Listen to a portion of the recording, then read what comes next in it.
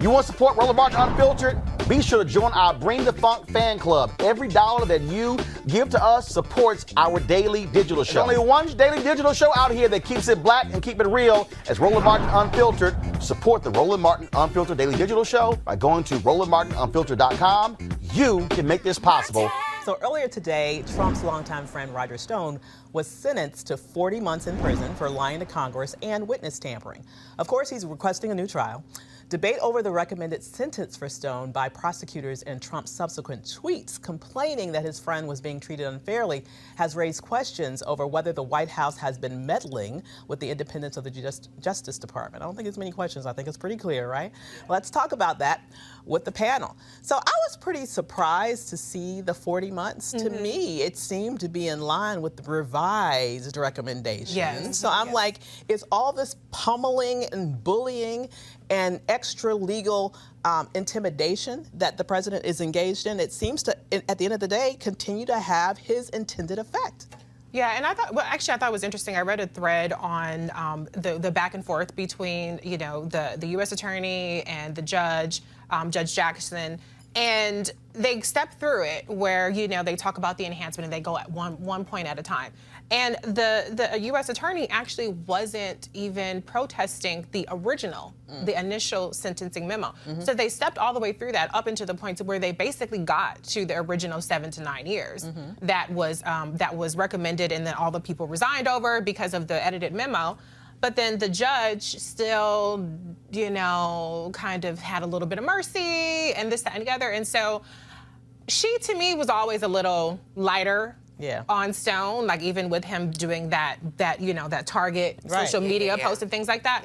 So they step through it, but I do realize that, you know, they step through these things when it comes to these white collar, right? And these defendants.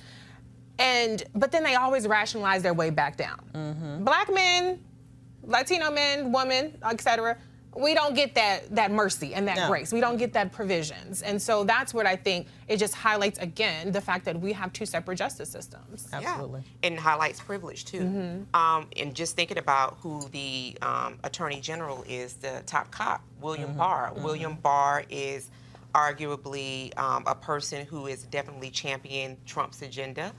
He's made speeches to say as much. So I think that what this also shows us, and when we're thinking about white-collar crimes, like during this tenure of this regime, have been prosecuted at the lowest rate that it has historically.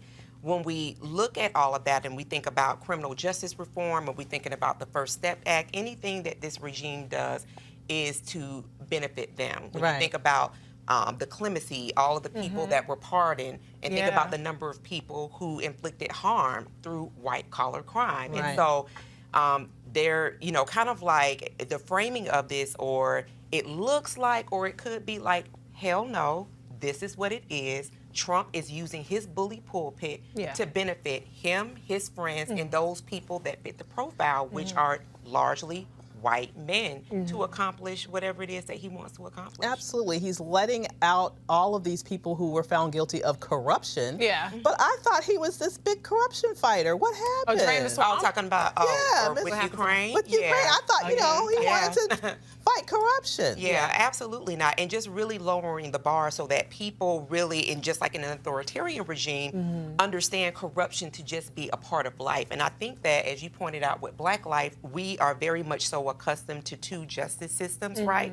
But for this to be playing out collectively in a way and in a position where folks really held on to the White House as being this mythical West Wing type episodic thing, people are really seeing that you get a person that is actually what we know them to be in the Black community. This is daily life for Black folks. This is the shit we've been talking about for centuries and centuries. So I think this is playing out in the way that we understand it to be in Black life, which is privileged always. All right, folks, back to our Roland Martin Unfiltered video in just one moment. Are you looking to enhance your leadership or that of your team in 2020? Join our newest online course and mastermind group, How Successful People Think. Dr. Jackie Hood Martin will be your guide as you learn timeless leadership principles to apply to daily living. The offer expires February 28th. To register or start the online course, go to www.live2lead.com/Leesburg, www.live2lead.com youtube.com/Leesburg. Now back to your Roland Martin Unfiltered video. You want to check out Roland Martin Unfiltered? youtube.com/Roland S. Martin. And subscribe to our YouTube channel. There's only one daily digital show out here that keeps it black and keep it real. It's Roland Martin Unfiltered. See that name right there? Roland Martin Unfiltered. Like, share, and subscribe to our YouTube channel. That's youtube.com/Roland S. Martin. And don't forget to turn on your notifications so when we go live, you'll know it.